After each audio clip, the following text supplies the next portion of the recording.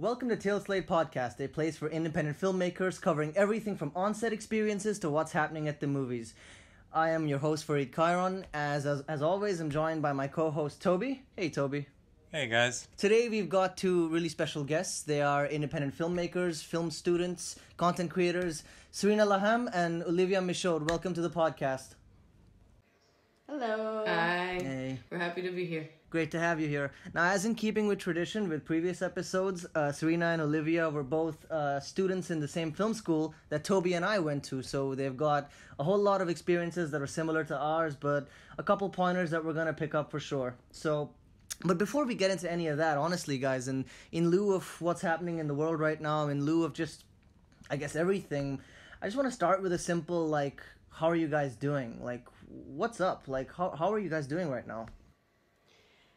I mean, coronavirus was not an easy thing to be dealing with in your last year in ACAR, and it was just a bummer because in France especially it was a hectic year since the beginning with the strikes happening, and then by the time we were happy to have everything back to normality, coronavirus came, and it took a long process to kind of understand how it affected us, and it changed drastically to having our production period canceled and then brought again, and then also it's still on the line of being canceled again if a second wave will come. So yeah, not big fan of corona. Yeah, so could be better, but okay. I see what Toby, you were gonna say something? I was about to say that I was actually talking to Ocheng yesterday. He was one of the guests we had before, and it's really a shame that the coronavirus had to hit right now. Well, it's a shame that it happened regardless, but it's a shame that it happened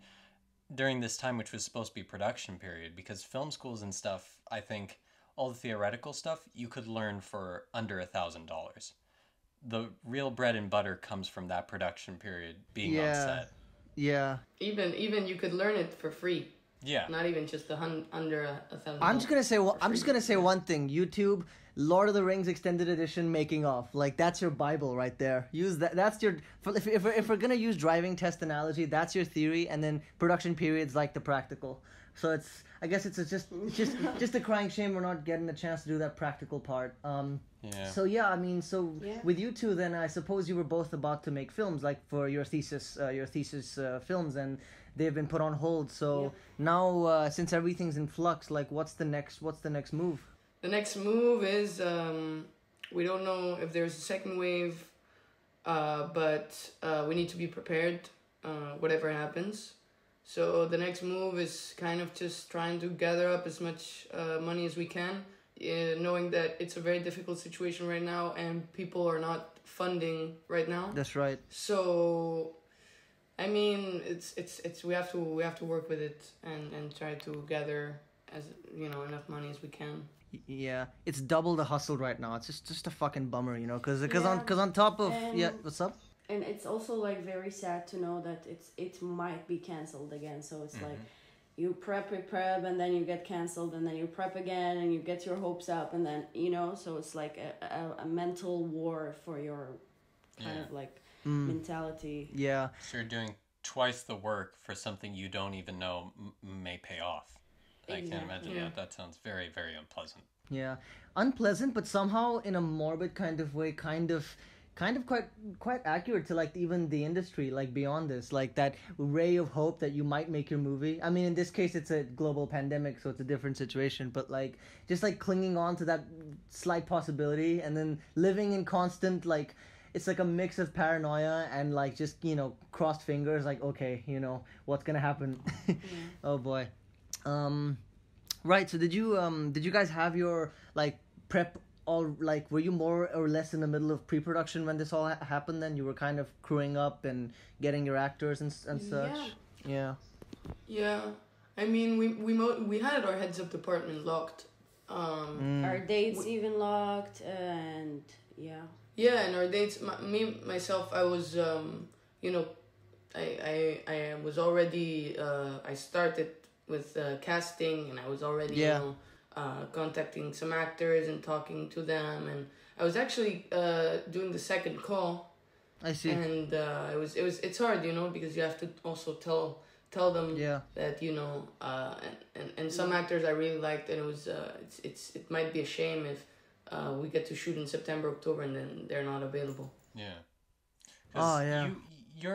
Remind me, Olivia, but your film had a high school student, right? Or Yeah. and they're gonna start school a 16-year-old. Yeah, exactly. So like, oh man, okay, so in around all of this stuff, so let's say that you do eventually get a chance to make your films and to do all that, like, what can you say, like, this is kind of a slight sort of segue actually, because I do want to get into kind of a little bit into like the actual films themselves, like how you go about trying to get those made in like film school. So first off, I guess I'll ask, like, when you do get back on set, if it happens, I'm guessing they're going to be much smaller crews. You're going to have to be more particular about your locations, that kind of thing. So are you kind of preparing for that right now?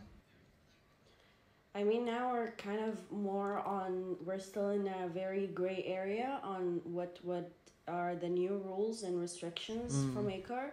So we're still kind of waiting because we knew stuff are going to change majorly, and there's so much new rules that are going to be proposed and we have to work upon, but we still don't know the exact rules because it's something that I think we're going to go through in a workshop with ACAR, and they're going to tell us how it's going to work, but they didn't tell us the specific details, so we're still not sure how many people are going to be on the crew. We're not sure how. We know for sure that they're not going to be kissing. Which is great for Serena. Which is great for Serena. She has a love story and she can't have her actors kiss. Yeah, so this is one thing, and I think we might have a monitor, a corona monitor that will be monitoring us on set to make sure we're all in the healthy standards and changing our masks and being cautious. That's right. But that's as much as I know. I'm not sure about more rules or the number of the crew, which is the most important rule right now. So we're just kind of waiting to see what they're gonna say, because also we're either hoping it might be even more, like by the time September, October, it can go two ways. It's either gonna go like quarantine again and we're not gonna be shooting, or it's gonna be more flexible with the rules, so it might either go this way or the other. So everything is like changing by the day. So but I think Serena and I have our mind very clear in this subject, in the sense of, if the new rules are enough to make us be not comfortable with making our films in this sort of way, we can always, not make it in film school and wait and gather up some money, and because obviously equipment rent is a big expense, which film school allows us to have free equipment. Well, not free, but you understand what I mean. Yeah. And I think if having a reduced crew is gonna be, this is just an example, it's going to be an effect on us not feeling comfortable to do our film, us feeling insecure to do our film. We're not rushing this. We want That's to good. We want to do a good film, and we want to do something that we're sure of and that we're confident of. And in the end, it's like, it's your money. You're investing big money. There's no, like, it shouldn't be investing on something that you are. Of course, at some point, you're always going to be a bit disappointed or not happy with the results, because you always will seek for better, but still you are investing, so at least get something that you will be at least satisfied with accomplishing, not just for the sake of spending money or doing the film in ACAR. In the end, it might even end up better without ACAR, but exactly, still, you need to double the budget.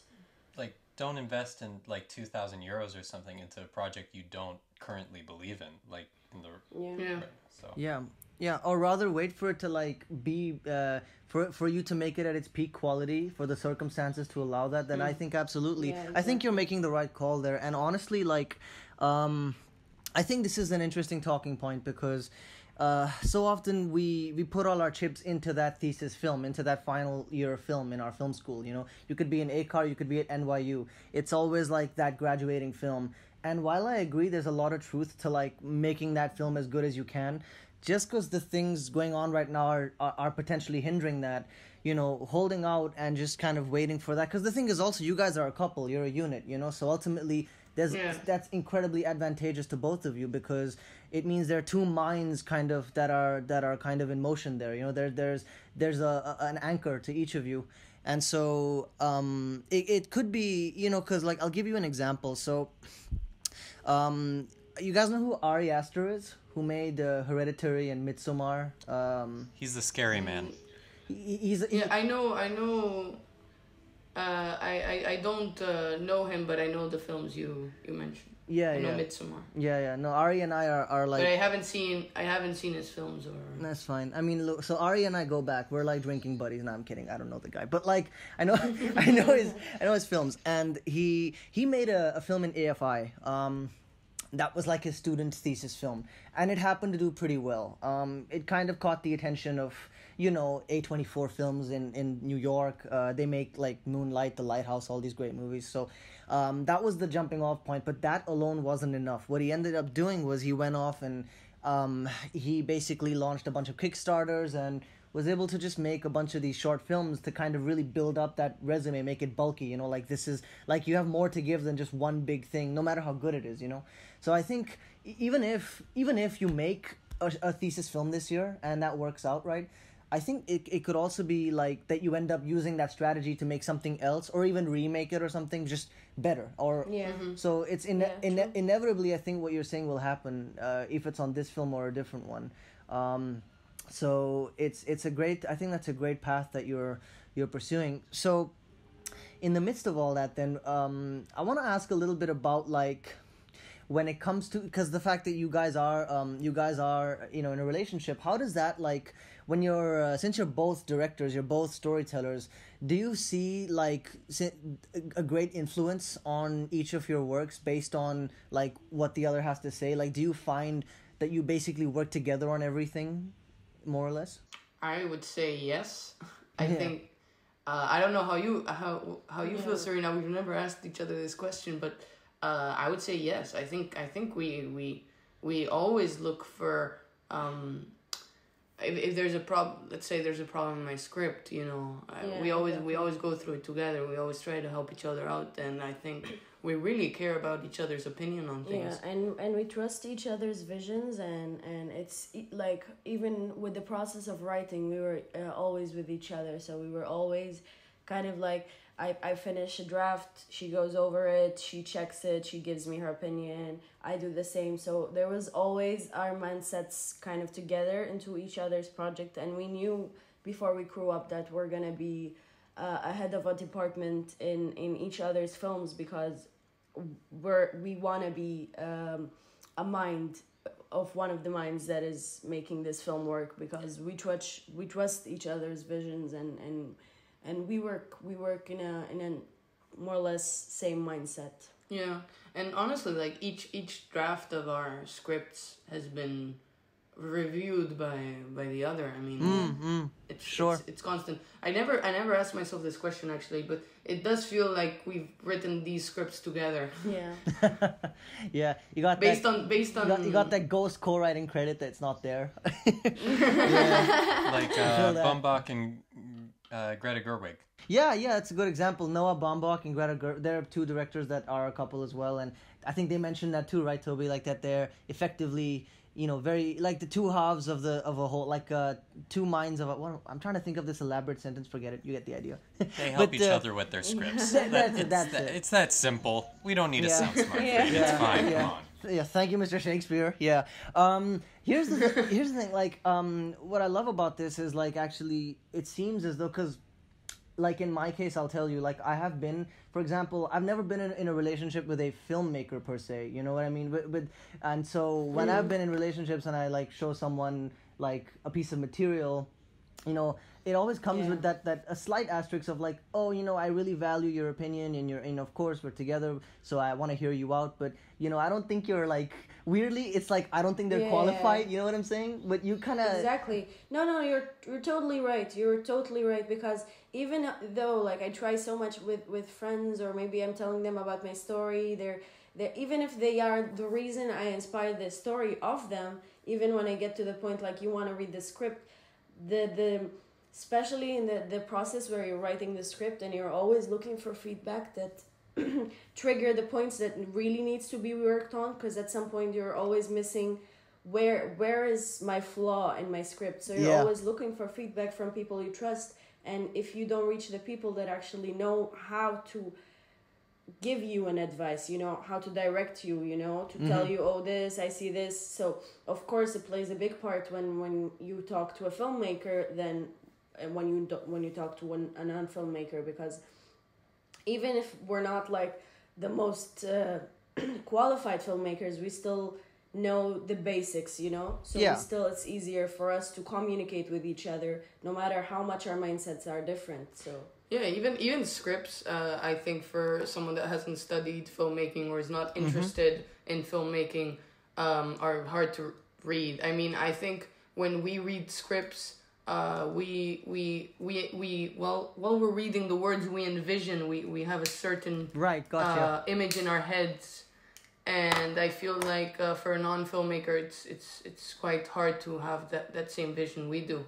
For a rule of thumb for me, I'll sometimes show the edit to my non-filmmaker friends, so I get like an audience reaction, but a script never show to a non-film person, because most people have seen movies and most people know when they like a movie or not, but not everyone's read a script. So it's a different ball game, and that's fantastic. I wonder then, not to get too Oprah Winfrey about this, but like in a way, like what you guys are saying is there's a really solid foundation. So the thing is, and this is more of a testament to, I guess, just a relationship more so than just kind of writing or like co-writers or whatever, like not taking things to heart too much. You know what I mean? Like in terms of feedback. Because like that's one of my, like I'll tell you, like a fucking huge problem I have with just like my own character flaw is, like, I have this thing where people will tell me, like, oh, Fareed, I read your second draft, and I really, I thought it was okay and everything, but, like, this thing I really hated, and I think this really sucked, and I usually end up saying, oh, man, I understand, like, that's cool, and you put on a face, of, like, I understand, but then when I go home, but then when I go home, I'm at, like, what the fuck was he saying, like, oh, I thought it was good, and then it's like, wait, am I so how do you guys handle that? Like, how do you handle, like, just when there's like some negative feedback maybe you have to give, like how do you do you have those conversations, those heated debates of like, no, it's supposed to be like that? I mean, honestly, when it comes to other people, me myself, I don't take it like something personal, but I'm very strong opinionated. So when I write something and I know I like it, it's very hard for me to change my mind on it. But I think with Serena, we know what the other one's going for, because maybe other people don't see what we see, because maybe they don't know us as much as we know each other. Right. And when you know someone, you know what they're going for. So based on knowing what they're going for, you know how to help them, and where it actually has a problem. Where to touch. Because you know their vision in your head so big that you're actually helping, because you find a way to find that thing and maybe suggest something, and she'll love it. She'll end up loving it because I'm looking at the same vision as she is. That's what makes it, like, that's what makes us love working together so much, or trust each other so much, because we already have this, like, even we do have these debates, like she'd tell me, like, oh, this I think might need a change, or maybe you put it in another way, and we would have a debate and we would talk and we will end up, but we listen to each other, because a lot of places, especially when you're taking feedback from people, it's very it goes until like how much you each other share a vision, and how much you kind of see like each other. So that's why even when we work, not just on scripts, even when we work on set in different departments, we still sit in the same mindset when we're working.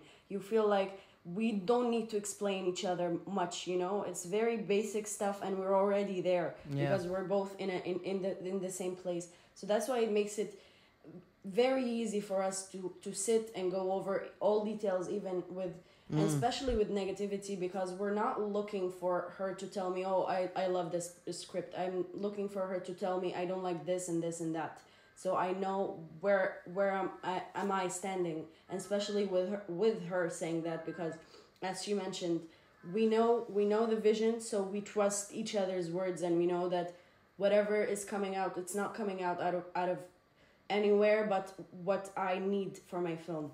Yeah, and even if we think, no, what you're saying is total bullshit, we have the relationship to be able to say that without, being afraid of, the repercussion. Like, we know each other, so we can tell each other, no, actually, I don't agree with you, and I'm, and I think that's not true because of this, this, and that. And we move on because, we know each other, and we can, kind of, always being respectful, of course. I over exaggerated, but no, that's true. But yeah, it's true in a way, but we're not mean about it. But no, of course, yeah. But you know what I'm saying.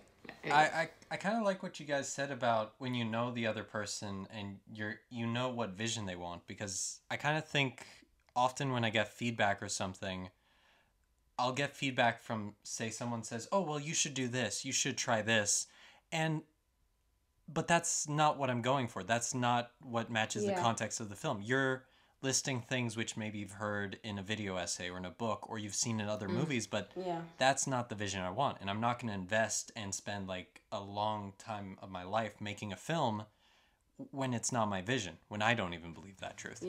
Yeah. So it's really good that you guys know each other and you can give each other and especially that feedback when that you're helps.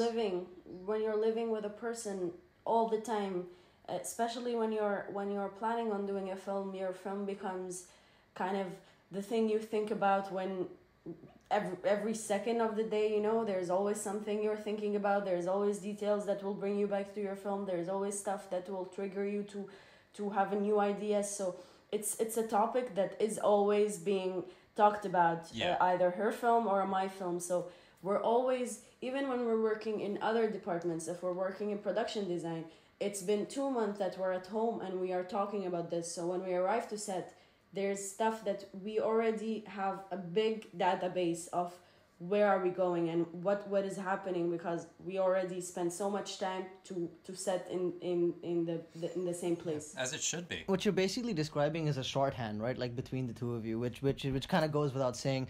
It's what you're saying actually really it's first off, it's like hashtag goals, by the way. Like if that's like legit. That's like pandering much, Fareed? Pandering is the truth, man. Don't you want that, man? It's the truth. Like really, it's fantastic. Seriously, but like, I'll tell you this. Like, first off, let's just go beyond the whole filmmaking thing. I mean, you both are creatives. You're artists. And the thing is, I think that this is just my experience, because again, I've never dated a filmmaker, but I have dated an actress. And what I noticed is there's something about when you're kind of in a relationship with a creative, a person who just kind of has an artistic eye, or because I think to be kind of that in that line of work, it requires a certain sensitivity, a certain like introspection. Yep. And I think that when it comes to just the communication, in the relationship, it does wonders, because you're kind of perpetually always having a tennis match, it's like in a friendly way or not, there's always that going on. And so it really speaks to like when your better half is someone who has just that as much kind of that willingness to go to places, that's also really exciting. That's really cool to have. Yeah. So it's great to hear that that seems to be kind of a good bedrock for you guys. Yeah, and most of our like films that we watch, we also like the same, with some differences sometimes, but we kind of like the same films. Yeah. So that really helps also because we touch on the same points. Yeah, we watch the same things, because obviously we live together, so we end up watching the same things, and we're creating this sort of filmmaker bond. Filmmaker bond. Well, actually, on the note of like the films that you watch, right? So I do want to get a little bit into sort of like your respective fields, like the kind of things that you focus on as in filmmaking. So I believe, Olivia, you're into cinematography as well, right? Like that's something that you're yeah. And Serena, that's something I really look and Serena, is that you as well, or is it something else? Yeah, and my cinematography is my minor. I mean, unlike Olivia, I'm not thinking, and I don't see myself DPing a project because it's not me. You know, it's not something I will be giving to, because I no matter how good I get in cinematography, I don't think I'm gonna have the thing to DP a film, because it's not me, as simple as that. But I really love being in the cinematography department. I enjoy myself working.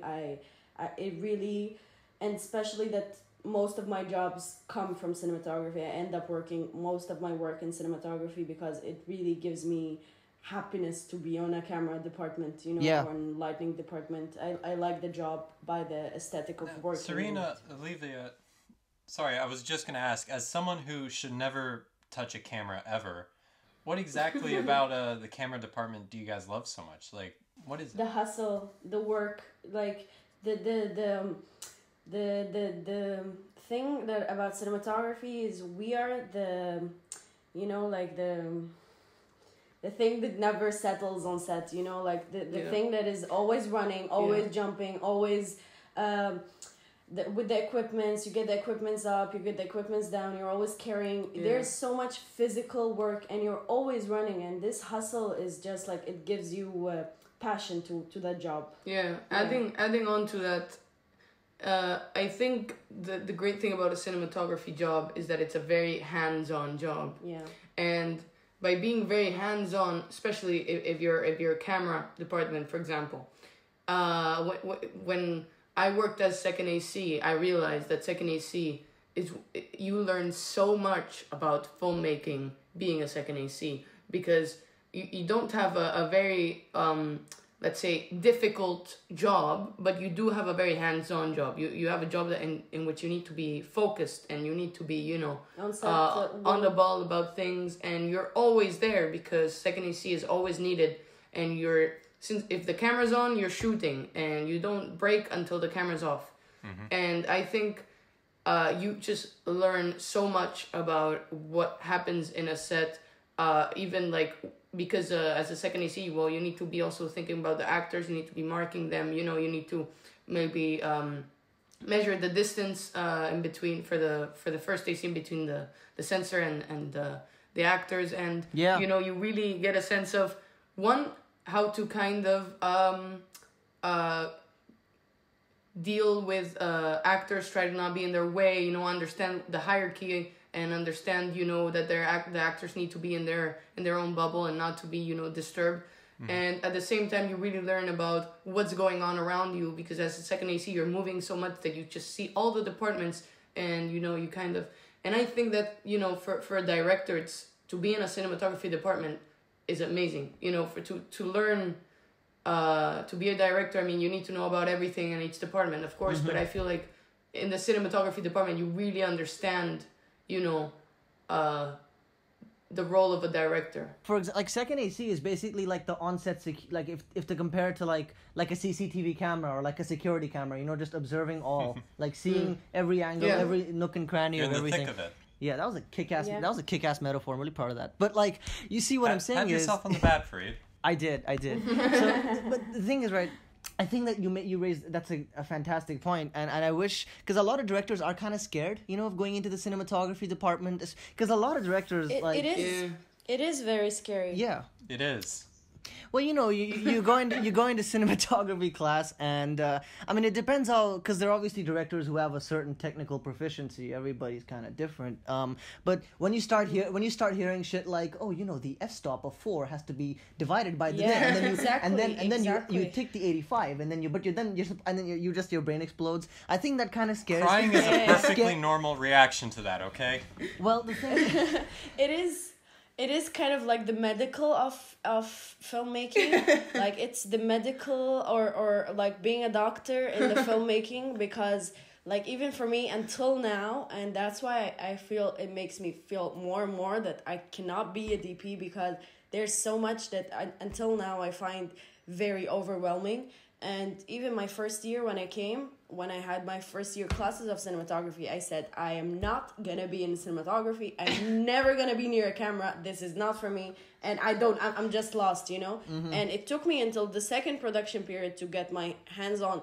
in production period, and I thought, oh, I can do this. I just need to practice. I just need to work, because it is tempting and scary at the beginning, and it has a lot. It's literally so much going on, and so many like things to think about and to remember and stuff. So yeah, I mean, it is very technical. Like when I came into film school, I came as an editor. Like that's what I wanted to do in the future, and like that.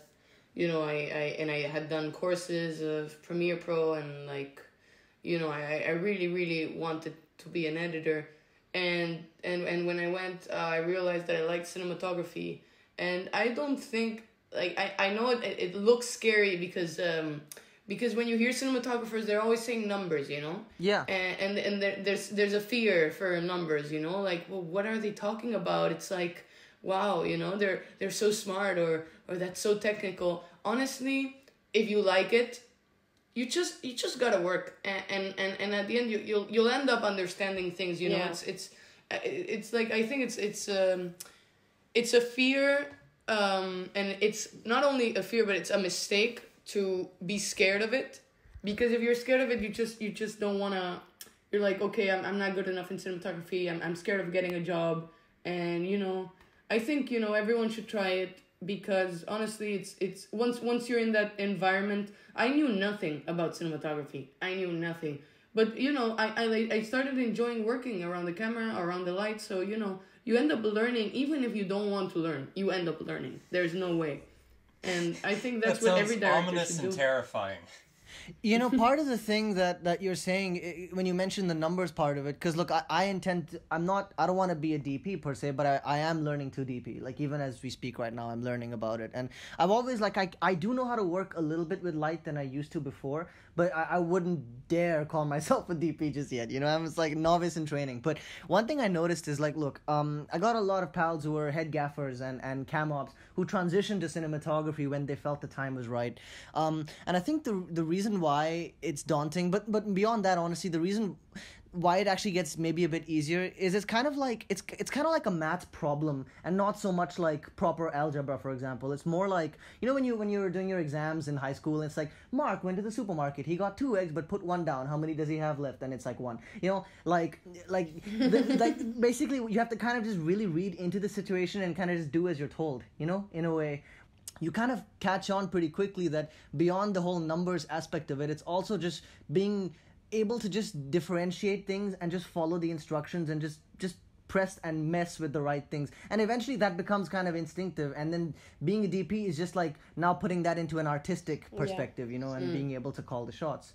So I think there is a way in that if you, it just depending on how you perceive it, there's a way to kind of enter it easier. Yeah, and maybe that's one of the major differences in between wanting to be a DP and wanting to be a gaffer. I mean, everyone works in their own way, and there's some DPs that are super, super technical. Yeah. And there's some DPs that are just, I mean, obviously all DPs have to be creative, but there's some DPs that are just not technical at all, and that's the job of a DP, to get a gaffer that, you know, kind of fits their profile exactly, and on how technical they are. I mean, that for me is what really marks kind of the difference in those two jobs, rather than hierarchy.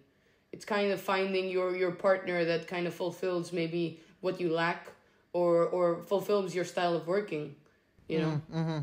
That's a great point. Like, yeah, it's like kind of completes that other side of you that you maybe aren't as fixated on, right? Like, so would you say, Olivia, that you're more on the technical side of things, or is it slightly different?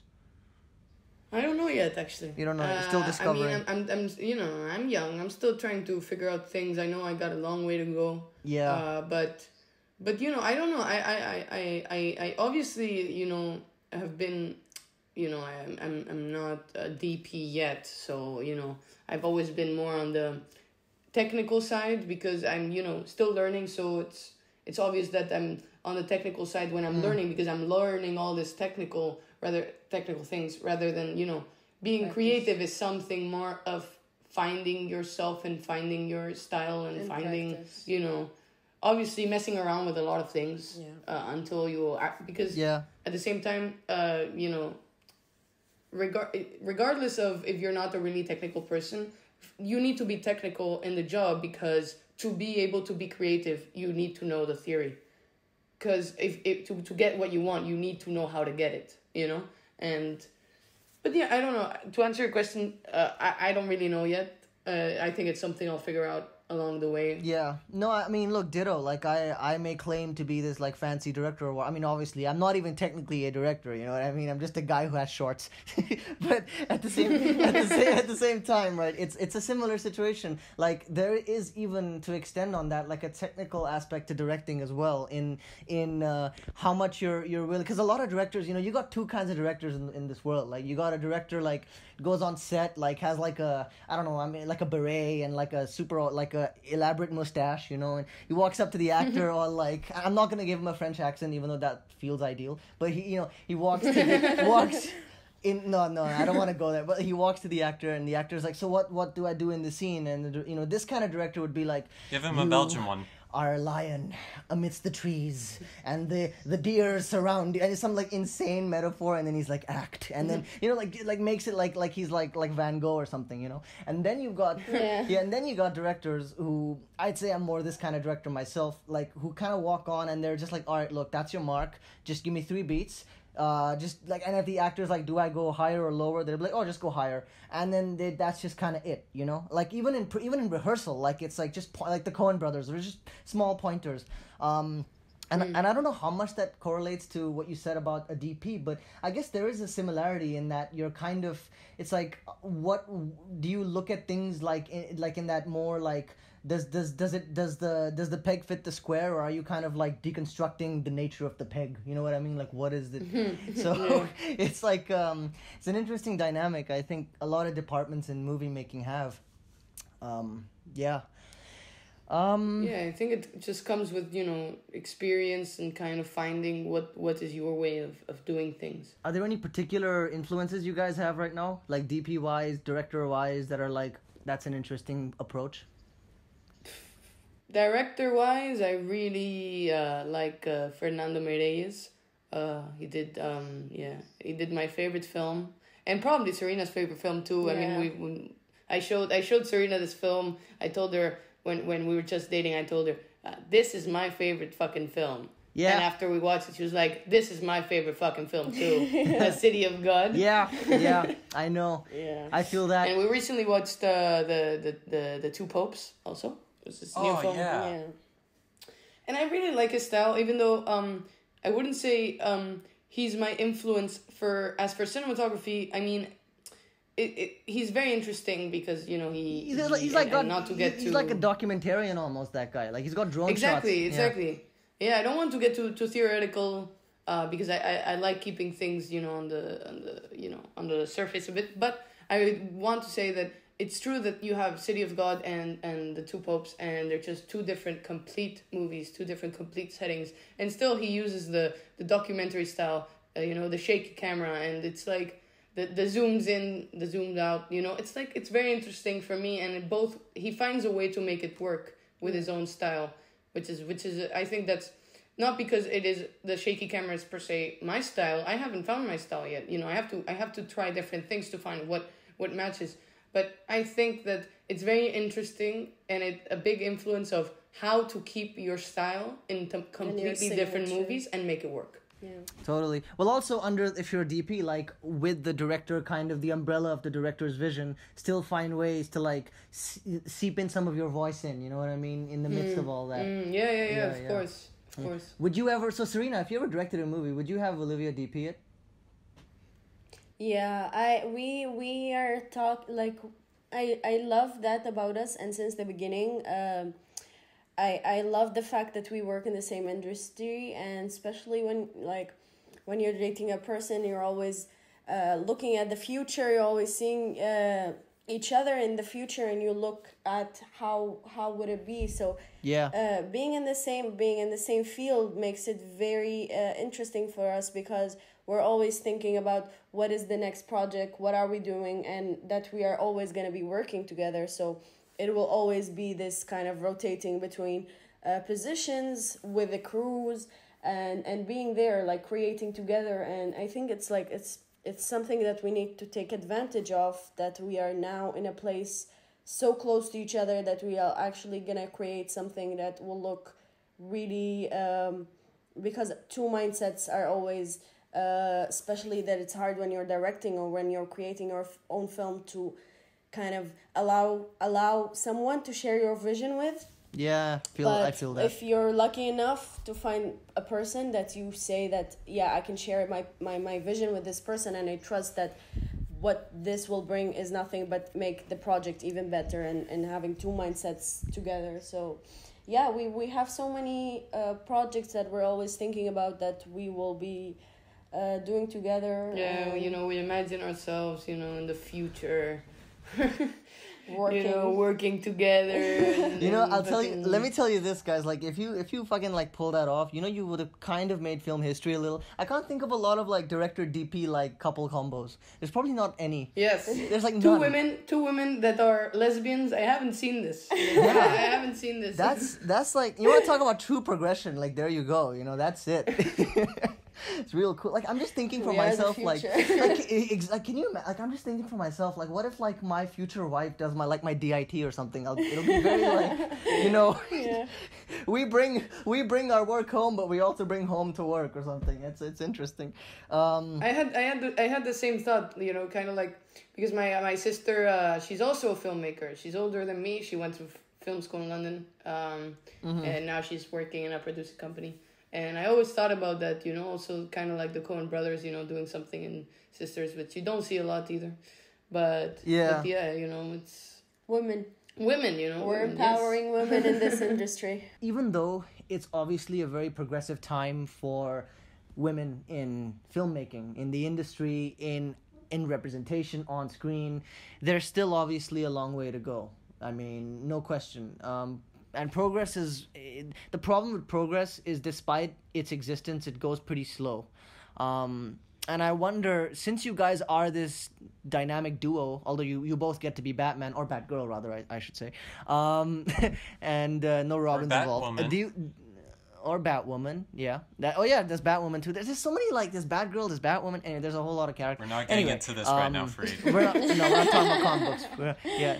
See, this is all Toby and I talk about, so we need to stop. So we want. I wonder, like, would you want to kind of, in terms of empowerment, like, use this union that you have to, like, try to work and tell, purely kind of female driven stories? Do you see that as a part of the plan? Like, especially also since you are also, in terms of like the LGBTQ thing as well. Do you see that factoring into the stories you tell? Honestly, I'm gonna answer hell yeah. Because, I mean, even before we were together, I'm not going to talk for Serena, but for myself, one of the reasons I got into filmmaking is because I consider myself having, let's say, very strong morals and wanting to be able to change the world one day. And I think since I was young, I had this idea, so it was like, kind of like a politician, maybe not lawyer, maybe not, filmmaker, because I feel like that's the easiest way to kind of triggering a sort of emotion out of people. And definitely. And I mean, honestly, like, I think I've always wanted to do feminist stories. I've always wanted to do something related to LGBTQ community. And I think together it makes perfect sense. Also considering that myself, I come from, a democratic country with, like, I come from Spain, and, I come from a place where, we don't have, there's issues, of course, there's sexist issues, there's obviously homophobia, but, having Serena by my side, that, she comes from Syria, and obviously there they don't have the same rights as in Spain. I think it's very, very interesting topics to tackle together, especially her, having, I don't know. I'm not going to actually, you go and explain. Yeah, it's no, because it was one of the films that I was working on, because I had two ideas for the films I wanted to do in ACAR, and I was supposed to do them one year and the other. And I ended up coming to this year because last year I wasn't able to do a film, that I arrived this year with my main two ideas that I had so much to give. And one of them was about not the homophobia, but how our women, kind of how they deal with their sexuality in the Middle East, and how we have a lot of girls getting married and having children, and they have they live their whole life with the man just for them to be able to hide their sexuality from the people around them. So it was a story I wanted, and then I was like, I'm not gonna do it in Akar because it's a story that it's too huge, it's too important, and I need to perfect it because it's a... I don't think a film school deserves that. I think that goes beyond. Yeah, like, and it should be done. it kind of, they were very, they really wanted it in Akar, and a lot of people encouraged me to do it because it's like, it's the thing that it's like commercially gonna do like the... Yeah, and especially that you can go with it, and with our school, they're kind of like this kind of international theme, Yeah. But I'm not, I know it's a kind of not commercial, it's not commercial, but it's something that will lead to audience, it's something that will spark. And not only audience, funding. There's so much funding for LGBTQ films. That's it. It's an honor, and it's like not just that, it's like I must do this, for all the people that don't have voices to speak. It's something I need to do, and not just about sexuality, about so much stuff where we live in a world where women are very diminished and very not treated well, and very there's so many flaws for women. So I especially that I love seeing empowering women. I love seeing women that are accomplishing something and proving everyone wrong. So it is something that for sure gonna take not everything we do, but a big part of what we do. But that for me is the problem also, that it's like what I don't like about it is that women feel the pressure to prove everyone wrong, So it's like we feel like there's like everything is high stakes, and we kind of, especially in the cinematography department, there's not a lot of girls, so and it's the typical thing, we're carrying heavy equipment, and it's good to prove people wrong, but it kind of gets me mad to think that we have to in the first place, Unfortunately, it's just like you're dealing with like a kind of systemic oppression on that department like for decades now, that it's like I think a lot of young sort of female up-and-comers in cinematography, cam opping, they feel the literal weight on their shoulders of a camera, but also the weight of the fact that they're even doing that job, you know. It clearly feels that way. So it's, and I was gonna say, this also links to what Serena was saying. You mentioned funding, you mentioned films about empowerment for women that kind of break open these kind of perceived taboos, that people have, like men really have forced onto, like you mentioned sexuality. We're in the middle, right, of like a pretty, I wouldn't even call it a renaissance, because that implies there was something prior that really was, no, we're in the middle of like a whole other movement when it comes to representation in film, and you honestly could not have picked, it couldn't have been a better time for you guys to really break in. Like, I think it's now is really the time. So it's a great this is a great opportunity and a great moment for you, for sure. I also think that, and I want to actually frame this as a question as well, which is, I think it's, you mentioned, Serena, responsibility to the community, or to let's say women, or a group that are oppressed, to like really tell that story, right? To make sure it's out there. And the thing is, it also comes with this thing of how far you're willing to go to be accurate, because in the past, a lot of movies that dealt with oppression towards minorities, oppression towards women, sexuality, they were kind of forced to not really show things in a way that was explicit enough to really get the point home, you know what I mean? And so I wonder for you guys, like, is that something you're just completely not afraid of? Like, if you're, for example, if there is a story, like if we're talking Middle East, sort of, if there's like a horrible scene of violence or something that's inflicted on your protagonist, like, are you willing to not hold back those punches and really show what it's like, to like really showcase the pain and the struggle to audiences? I myself have no limits. You know, I would go very straightforward. But I'm in a different situation. Like Serena, you know, you come from a country that it's not really easy, to be super straightforward about things because you know, you have that risk of, you know, if you want to go back, you know, safety, especially you have a Syrian passport, you know, which, you know, requires visas and all that, and I have a European Union passport, you know, where I can always, you know, go somewhere, and it is I'm thinking about that it's like I really, first, for me to be able to have my voice and be able to have the voice I need to tell, because in the end, as you said, there is horrible stuff happening. It's not that we don't put it on the camera so it's not there, you know. We need to show how horrible is this, because it is happening. We're as the world, we're trying not to look at it, so we need to put it in their faces at some point, you know, and to show, like, you feel this is too much for you to watch, well it's happening all around you. But for me to be able to be at this place, to be able to be as forward and be strong, I need to feel safe. So I need to look for safety for me to feel like, okay, now I know that I can be as forward as I can, and I will still be kind of safe. I don't think you will be totally safe, especially that I'm going to be touching on subjects that I know that will get me too much drama in my life. I'm just waiting for them, you know. I'm like, I know that the time will come. I'm just waiting for the right time to come, because now I cannot be facing those stuff.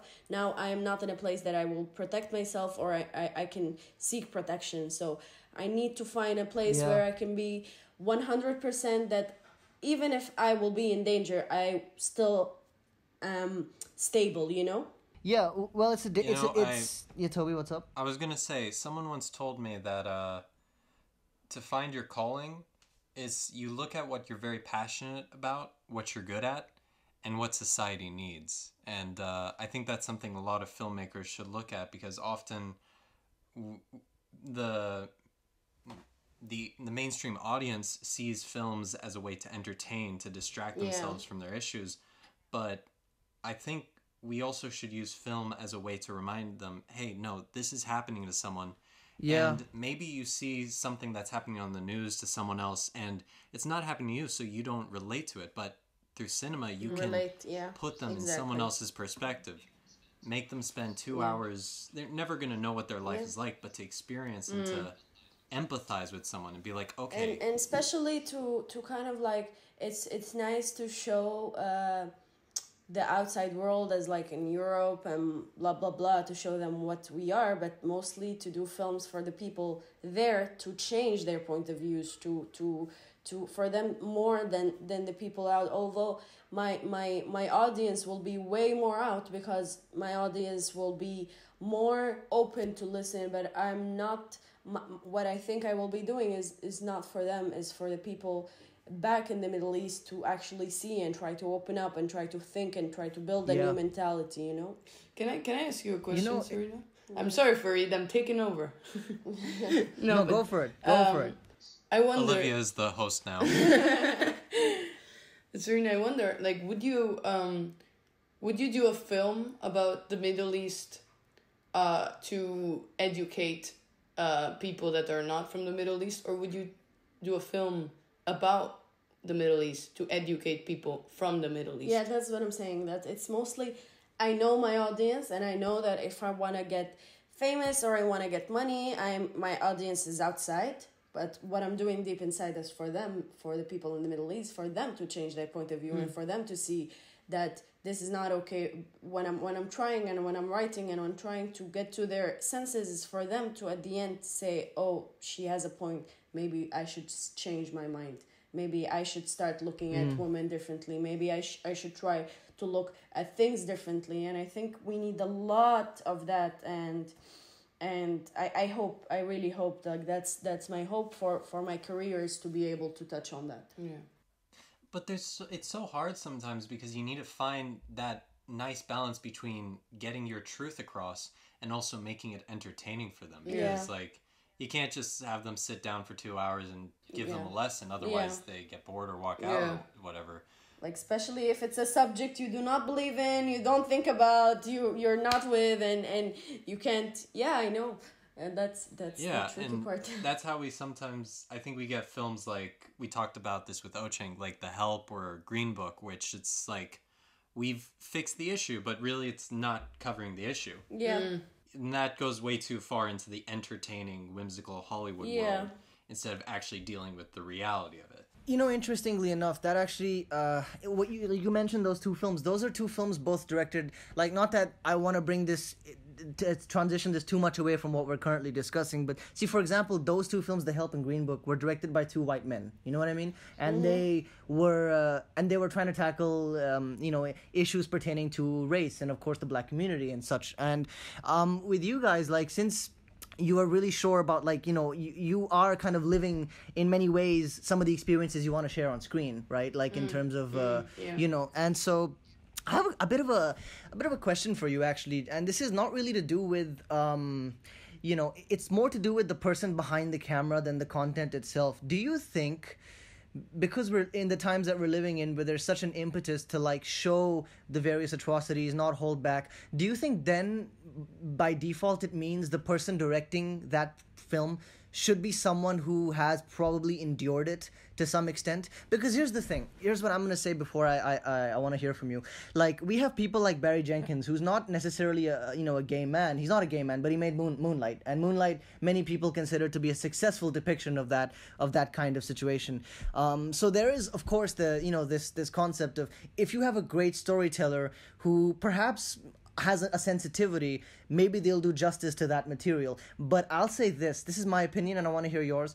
I think that given the nature of just how turbulent today, like even what we're seeing with the statues being pushed down, stuff like this, where there's such an impetus for change, I think at this point you do kind of have to, like, stop for a second and be like, maybe we should have folks who've endured some of these things actually make the films as well, just because that in itself is a whole other shift and progression as well, just to have that. I agree, because also I in Spain, for example, we have a lot of films, and this happens with actors, like we have, and it happens internationally too, we have a transgender character which is played by a non-transgender person, and this in like Spain Eddie Redmayne or something. This in Spain is a really big conflict that a lot of people are really mad about. At the film industry in Spain, because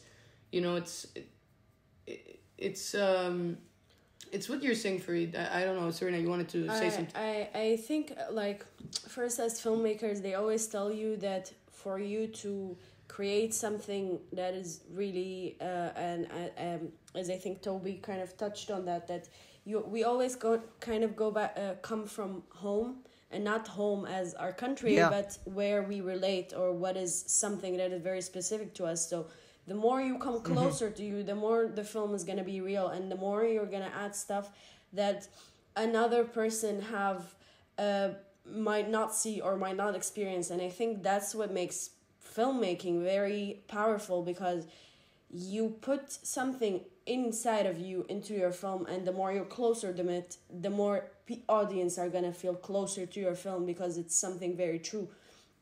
But I also think that us as filmmakers, we have variety of stories, and we have so much we want to do, so in the end we can't be all those things. So that's why we always try to go and be as close as for the whatever we're talking about. Like, especially now I'm working with a drug story. I'm not a heroin addict, and I cannot tell what the heroin addict can tell me and I will go every mile I can go to get closer to that real. But it's still, I know that if a heroin addict becomes a director and do a film, I think he will do a better job than what I will do. But in the end, we can't make this thing stop us, because we will always find stories that might not come from the true of us or from home, or something that's very close to us, but something that triggers us and inspire us. and that's enough for us to go an extra mile and investigate and try to live in other people's skin for be able to tell their story. Yeah, I agree. Yeah, well, ultimately, like, storytellers are storytellers. Like Danny Boyle, for example. You mentioned a drug story. Like, he made Train Spotting, which has, which is a great, Danny Boyle, I don't think ever did heroin. Even McGregor never did heroin. And I think sometimes beyond the conversation of how experienced they are in that subject, it's just, are they proficient storytellers? Like, do they just have the innate ability to tell a well-rounded piece of storytelling? So I think there's like a multiple factors at play there, but it all boils down to what inspires you and the kind of stories you want to tell. Something. What's up, Toby? First of all, I want to ask, Serena, in this hypothetical, is the heroin addict on heroin while directing?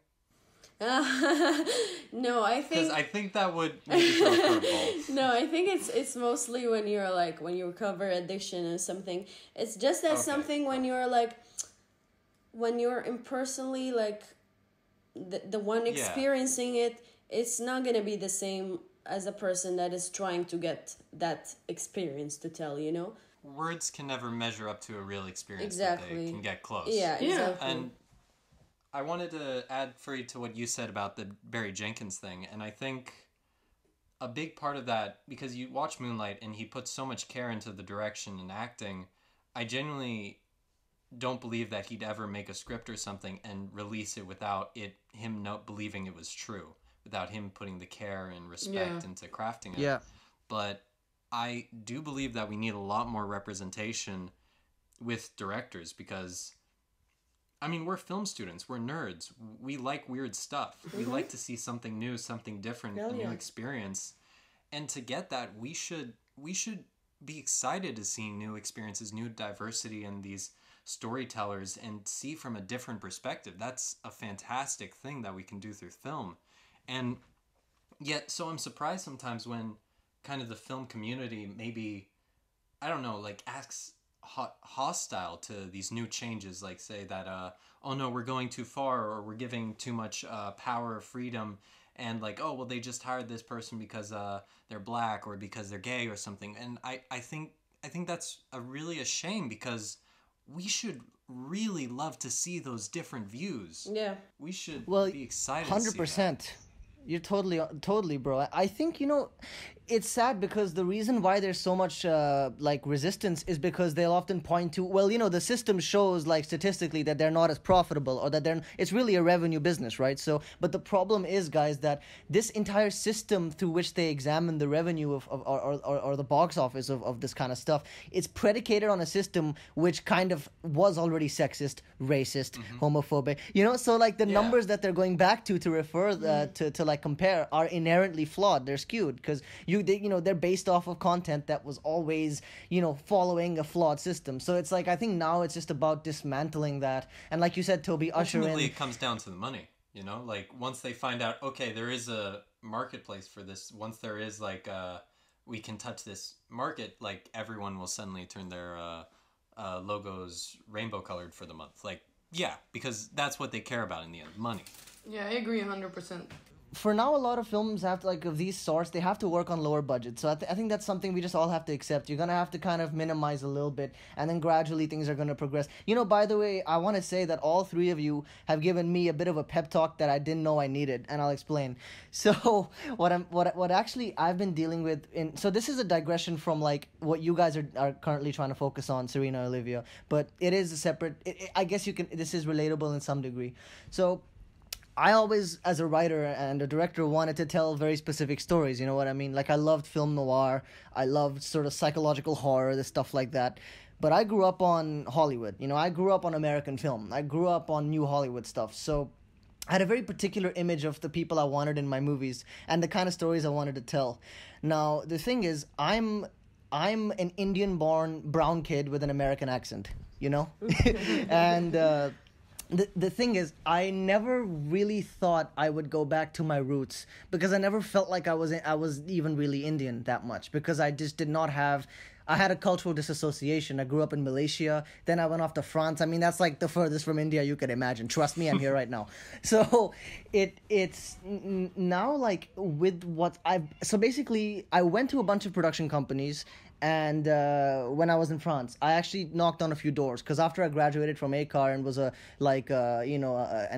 alcoholic graduate of film school, I thought, okay, I got to do something here to to earn a living. And every single one of them, first off, they said, oh, this is you do not speak the language properly. It is not a normal. And I was like, okay, I get it. But like, what do I have to do? And they're like, every single one of them was like, tell stories from your point of view, from your culture. You're Indian, tell Indian stories. And I was like, fuck that. Like, why you're basing that on the way I look, that you want me to tell stories based on that culture, which I think is a problem. I don't like that. But the thing that now with what I'm seeing, with what I'm seeing people kind of, with just such an impetus to kind of tell these stories, I'm actually going through a transitional period in my own work where I'm starting to kind of get into touch with my roots, as an Indian. So I'm actually now writing scripts that are more or less about the Indian experience to some degree.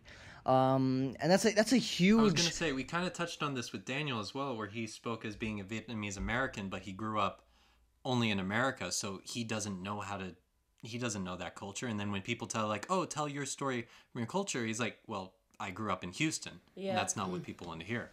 Yeah, but interestingly enough, there is a story about a Vietnamese kid growing up in Houston, though. You know what I mean? Like, that in itself kind of is a very unique experience. They took it from him.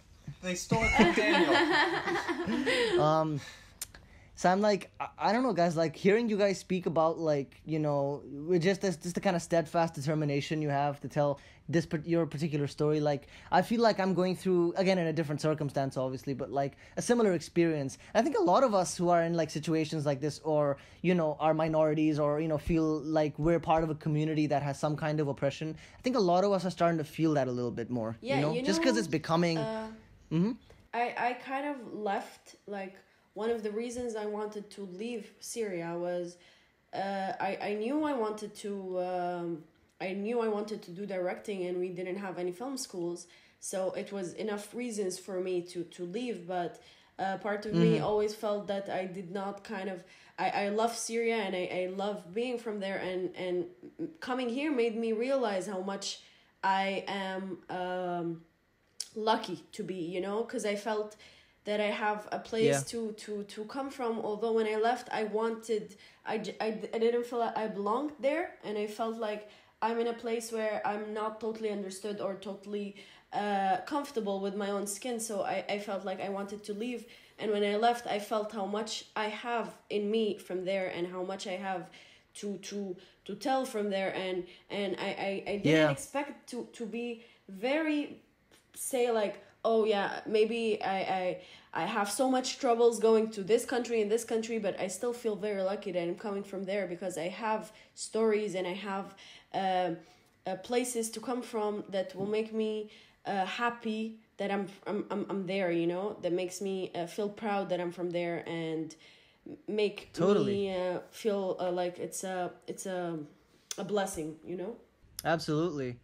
And also taking, perhaps some of the struggles you endured, right? And then, like we talked about, like, channeling them into your storytelling. It's like, what an amazing way to then, what a cathartic way to kind of then address it, through a story you're going to tell.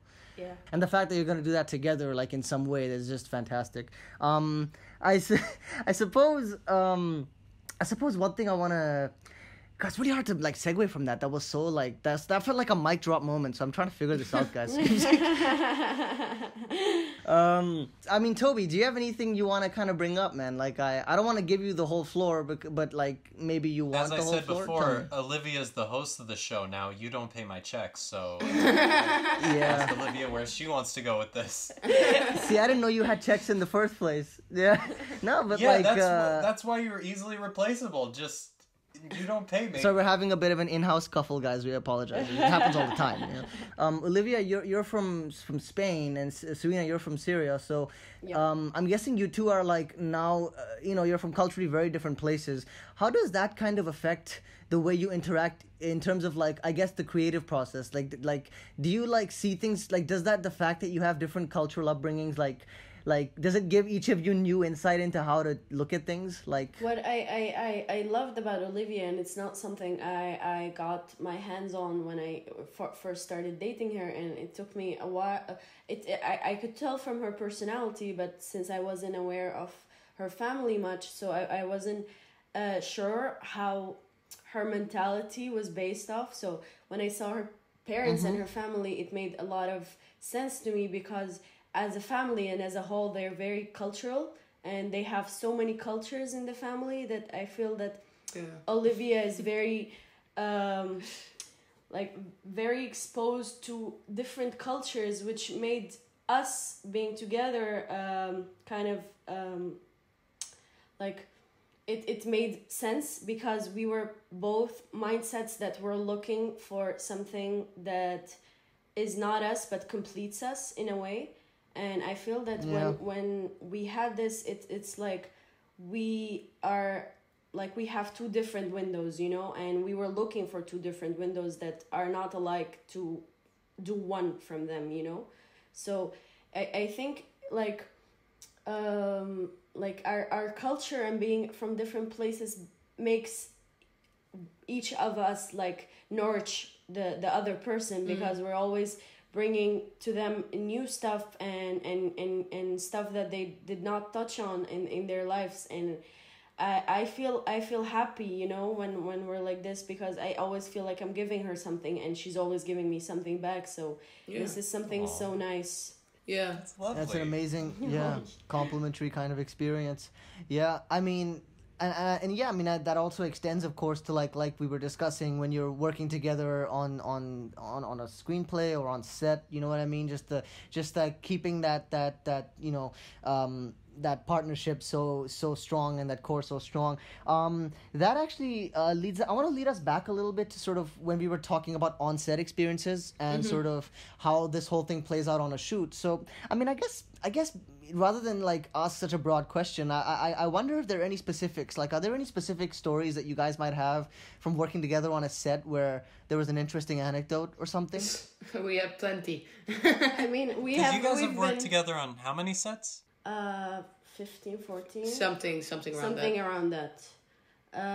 It's that we've been only talking about the pricks of being in this and how good it is to be with a person, but it comes with a lot. It comes with a lot of not negativity but problems, you know, along the way, that you are always to be able to take this good in it, that you have to kind of pass and try to find ways to deal with the bad stuff that will always come, and you will always find difficulties, because it's not easy. And we tried, and at some point we were like, are we not gonna work together anymore? Is it not a good idea to work together?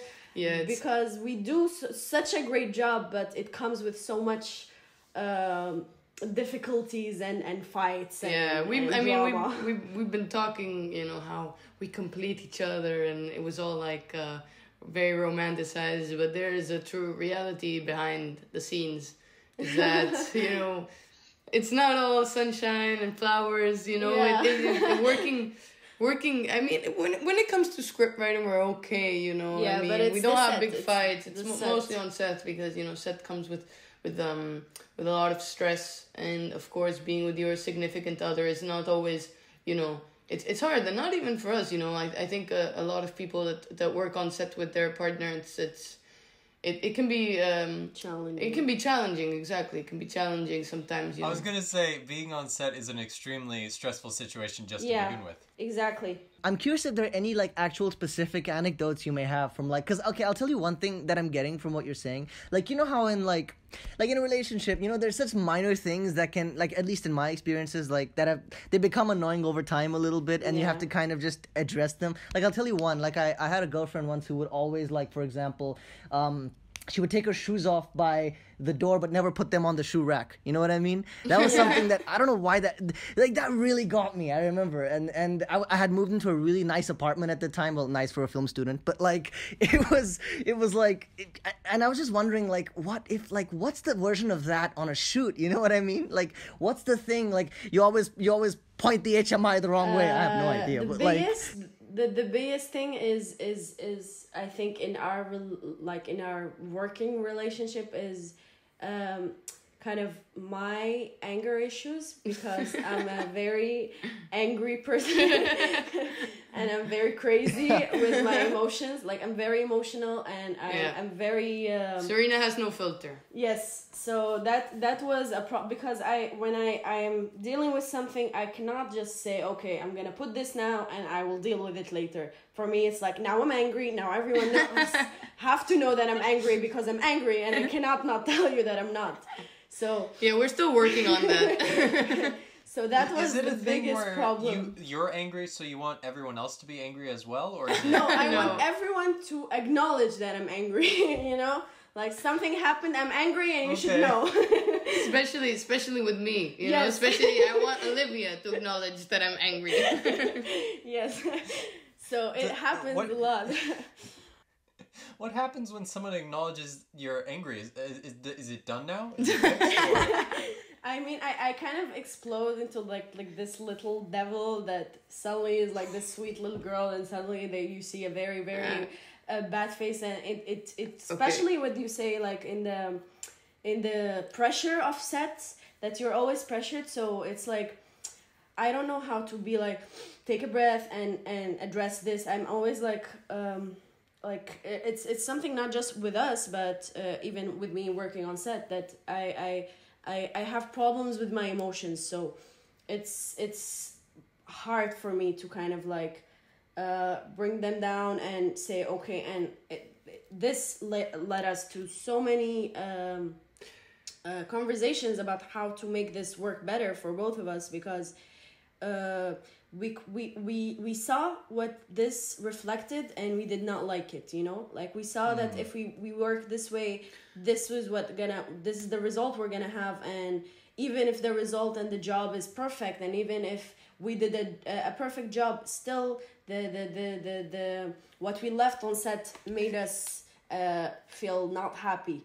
And especially with me, you know, I felt regret about a lot of stuff that I look back on, and especially that I tell you, like, I'm very emotional. So when I'm emotional, I'm in a bubble where I don't see my surroundings. I'm very in my own head, that I don't acknowledge what's happening around me until I'm done, and I look back and I'm like, I shouldn't have dealt this way. Yeah, may I say that, you know, the reason why you're emotional, I mean, you are an emotional person, but I think, you know, digging deep into what we've gone through, and, you know, what the fights we've had and the jobs we've had, I think the major problem is taking things personal, because since we're in our relationship, it's very easy to, you know, be on set, be stressed, you know, talk in a certain way that, you know, I think when you're working with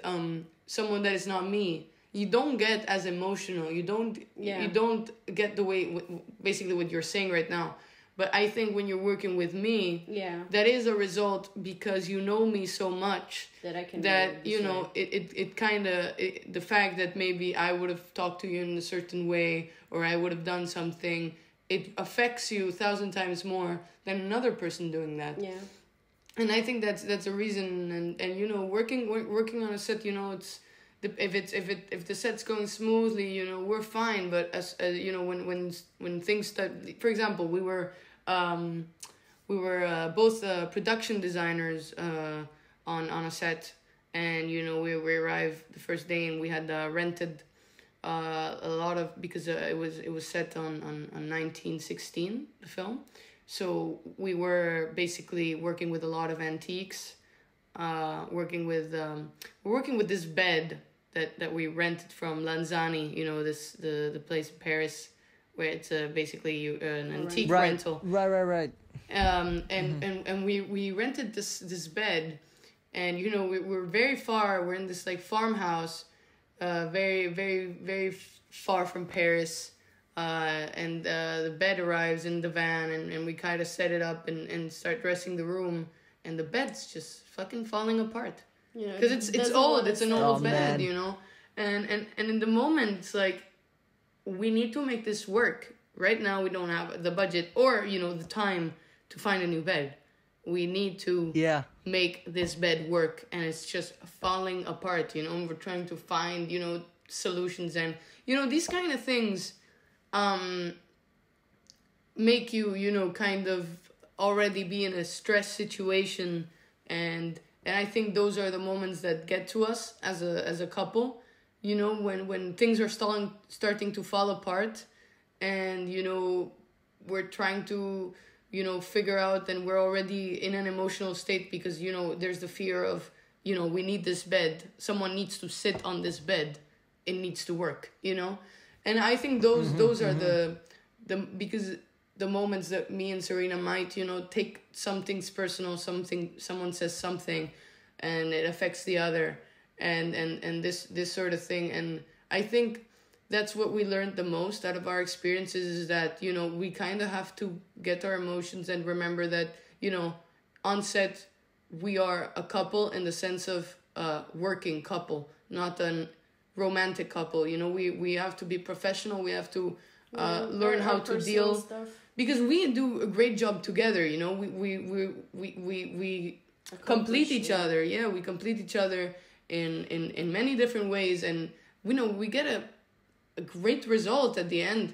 But it's just we need to learn how to deal with the process, and we need to learn how to kind of understand each other's emotions, try to not trigger each other's emotions, the one thing that happened to us a lot of times is that, and at the end, when we're done with our fights, and even if we overcome our fights in the shoot and we don't end up, we look back to the crew and we see that we have touched all the crew around us. Yeah, we have with created our fights. we have created the tension, and everyone is aware that there is a tension happening between us, especially people working under us. Like as she mentioned, when we were production designers, our PDAs were really in a place that they were, I don't think, completely comfortable with what was happening, and I think they were frustrated too, because we kind of gave that vibe, and they were like, okay, things are falling apart, and oh man, and even on the set, it's not good. This is very important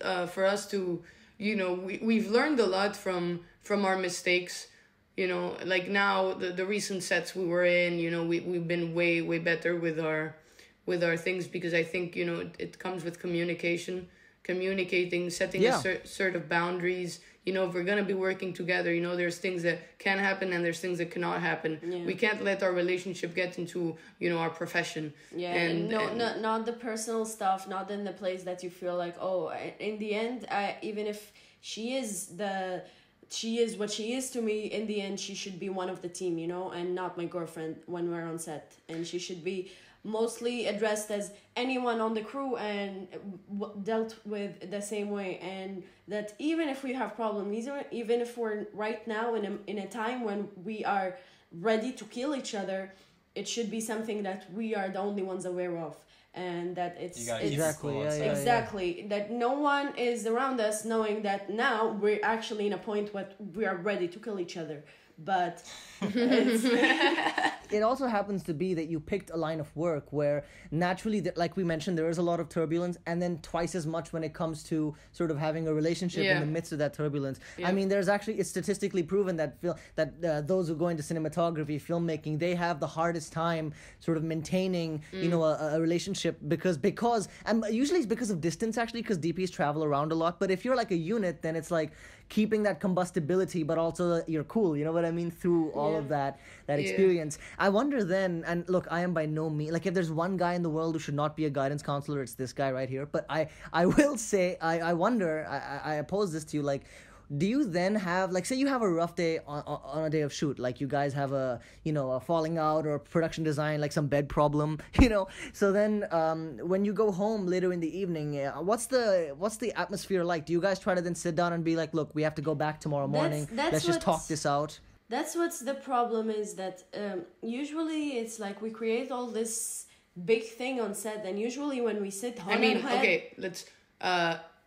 we don't always, I don't want it to come off as, it's happened a couple times that we've generated the tension. It's not like every time. Yeah, of course. That's why when people actually gave us the jobs, it's not, but it's still like, even those moments, we don't want them like, there, That's not Serena and Olivia always fighting. You know them. No. It's not like that. Yeah, I know it's something also inevitable. There's fights on set, even all the time. But it's kind of finding a way to take it professional, finding a way to communicate amongst each other. I think, answering your question, Farid, I think we're more of the people that go back home, open a beer and talk about it. Yeah, and it's like it's not the biggest of, like, we do the big deal there, and then when we come back and we put head on head, it's not that big of a deal anymore, So it's like we created all that mess that did not need it even to be there. It was mostly made of emotional, being in the moment, and if we just took the moment to breathe it out, not talk about it, go back home and address it, we wouldn't have been fighting at home as what we have done. I think that was our major problem that we kind of tackled. I think the most important thing, if you're working with your partner on set, the most important thing is don't take things from home into set. Don't. That's the worst thing you can do. Don't get things that you fight about outside of set into the set.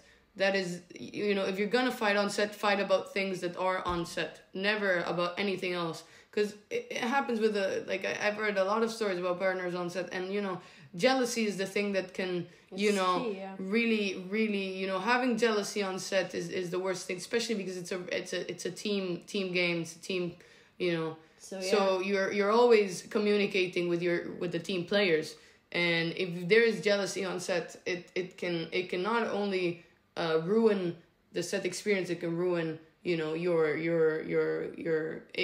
ability to work together, because it's like when there's jealousy involved, it's like you are in this bad tense mood all the time on set, so it's not like we fought about this cup or we fought about this thing. It's like the whole kind of vibe of the shoot becomes very unbearable, because you are in a point where you're on your last bit, anything that will spark you. So when you get that, and it's hard, because jealousy is something that we more or less cannot have a hand on, or you feel inside of you, and still it's very hard for couples to find a way to say, okay, even if I'm jealous, I'm gonna be okay with it, and it is a big thing, because sometimes it's mostly out of like stupidity and thinking like out of like, I'm why is she like addressing him? Why is she talking this way? Why did she stand? Why did she go?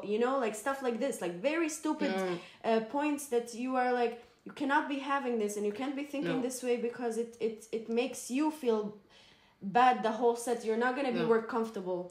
No, that I agree completely. As a couple, if you're on set, it's very important to set boundaries. It's very important to talk things over, communicate, understand certain situations. Trust, I think trust, fundamentally trust as well, being there. Yeah. And knowing that it's a working I know what to do now. That's fantastic. I actually, a lot of what you're saying, as much as of course it comes with the fact that you're a couple, like it's also pretty relevant to like just general set relationship experiences, because even when you're working on, because I've like some of my best friends, like I've met on movie sets, like I go into there like, hey, hello fellow electrician, hello Farid, and then 3 days later we're best friends for life, like we're wearing rings together and stuff. But it happens, and I think then that it comes to a point where if that happens on day 3, that now you're super tight and you still got like 7 days left, then it becomes a bit of a slight lark, because you're having so much fun and you're with that person and you're now friends with them or whatever, but then you also got to temper yourself a little bit, because if you're having too much fun, it becomes pretty like, it's like the delays start happening, you know what I mean, like timing wise, you're just not always on point. Just throwing the camera around like it's a beach ball, making too much noise, all that stuff. No, but you're right. It's just interesting how we have to have a balance of, like you mentioned, the negative side, but also the positive side. Like, just like being that nice middle ground, but try to be as positive when you need to be. It's interesting. Mm-hmm. I mean, because I have worked, because our listeners, the 12 people who listen to us, they don't know that you and it's probably more than 12 people, right, Toby? I don't want to do us down, but I have seen you both on set. Like, I've been on a couple of shoots where I've seen both of you work together. More specifically, I think one where Serena was first AD. And a lot of what you guys are saying, I saw it being put into practice firsthand. And I guess all I'll say is, like, I absolutely see... Mm-hmm. I absolutely saw and what you're saying though. Like it. that set in particular, we were like, because it was the kind of like our first set, not just like like work, like shooting stuff in school, but it was the first set we got after the last production period. So we had so much to this set that we were like, this now it's gonna be different. Now it can't be the same. That was the first set when because after long production period, being in many sets, learning from different experiences, when the break happened, we kind of really just kind of had like this big long talk about what had happened, and Right. And we understood that it wasn't the dynamic we were having wasn't good. We had to find a new way, and that was the first set we actually tried to put things in practice and try to we weren't working in the same department, but still we're departments that are colliding with each other, because Serena was first AD, and there's still communication happening, and still kind of rather try to kind of be each other's self-support rather than actually harm each other. Yeah, because it is it's like it is. I think for me, one of the best things, if not the best thing, is that this support system you have on set, especially if you're doing a big job, and if you're directing or you're being a head of a department and you're in a place where you need that place to go and breathe for 2 minutes, smoke a cigarette, and that there's a person that is gonna push you up, and it's like a support system, and a lot of times, especially when I was growing up, it was like we were talking about what we wanted to be on each other's sets, and our main key was like, we need to be there because we wanted to be for each other emotionally, also to be able to support each other emotionally, because it is something that is really very precious to have, that someone that will just take you two words or a sentence from him, and it will boost you up, or it'll make you work better, or it will make you feel more confident. Exactly. So it is something very precious to take that, and even in that, I kind of like to be fair, I kind of not been fair, because sometimes she needed me to be that person to support and to boost her up, and I was the exact opposite at that time, because I was already dealing with my stuff on set, so I wasn't the person. But when I look back, I was like, my main goal in us as a relationship on set is for me to be able to empower her, and to make her feel more comfortable, and not the opposite at all, and I feel like that's the key in a relationship working. And the thing is that me and Serena want to work together like so much. We really want to work together because we know that together we make amazing results. Yeah. So to a certain extent, like at a certain point, it was like either we learn how to deal with certain things that get us triggered, or we just don't work at all. And since not working at all, it's not an option. Might as well avoid the mine if you see it. You know what I mean? Yeah. Like it's one of those. Yeah. Once again, I go back to this like #gold, guys. Seriously, everything you're saying, man. I should probably I should write this down. You know what I mean? Like for real. Since we are kind of approaching our closing time, I think let's just cool things down a little bit. Let's get into like, just like run of the mill stuff. Like so, is the last movie you saw The Two Popes then, or what's I think the last film we saw is The Platform. It's a Spanish film. I haven't seen that. The original title is it's El Hoyo. It's directed by Stay With Me, because it is a film that actually like there's, especially us as filmmakers, there's those films that you finish the film and you feel genuinely happy and satisfied by every single minute you have watched, so it's one of the films that you actually end up and you say like thank you, I thank my time that I have watched that film. Yeah, it's directed by a Basque guy. His name is it's even a hard name to pronounce, even from a Spanish person. So imagine Galder Gaztelu Urrutia, okay, and apparently it's his first film, like a long how. I'm forgetting English all of a sudden, and I just feature film. There you go. Yeah. Yeah. Oh, I see. It is really is it the great. one with like the food going up? Yeah, it's that one. Okay, yeah, I've heard of it. Okay. It is really, really like it's like it's very political. Simple idea that stands. It stands like it's a metaphor for like the biggest thing in this world right now, which is and it's capitalism. Yeah. So it's like it's made in a very easy not idea, but like the concept of it is a simple concept, but it stands beyond something very big, and everything in the film stands in a metaphors of stuff.